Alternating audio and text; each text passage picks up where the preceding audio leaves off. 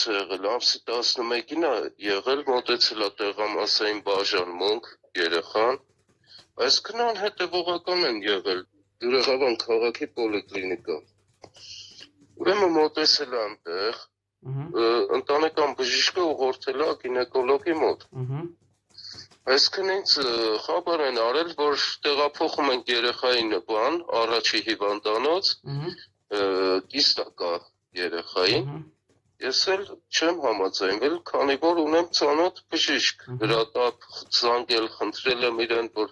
երեխան կա մի հատ ստուգեք, թող հաստատվի, եթե դուք չեք անի, նոր խորհուրդ տվեք, ճիշտ մասնագետ, էլի, որպեսզի երեխայի կյանքին վտանգ չսպառնա։ Ցավերը ունեցել, այսինքն այդ ցավերը թողել են անհետևանք, համ Աբովյան, համ Բյուրեղավան, այսինքն Բյուրեղավանից ուղղորդել են Աբովյան, բժշկական կենտրոն, Աբովյան բժշկական կենտրոն այնտեղ պոլիկլինիկայից նորից Աբովյան բժշկական կենտրոն, սենց խնդիրները առաջ եկել, մոտ 3 շամ երեխային սպասացրել են, տանել բերելով։ Այսինքն հարցը որն է, բժիշկը որ վիրահատում է, արդեն բժիշկը ներկայացնում է, որ երեխան ներքին առնասություն է ունեցել։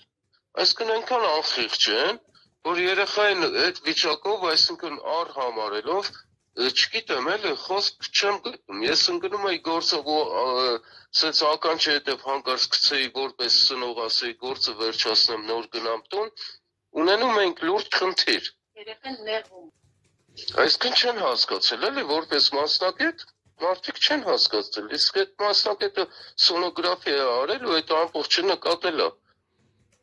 Հիմա թե նոր սկսվե իրանց ներկայացնելով յանում կես ժամվա ընթացքում էլ կարա,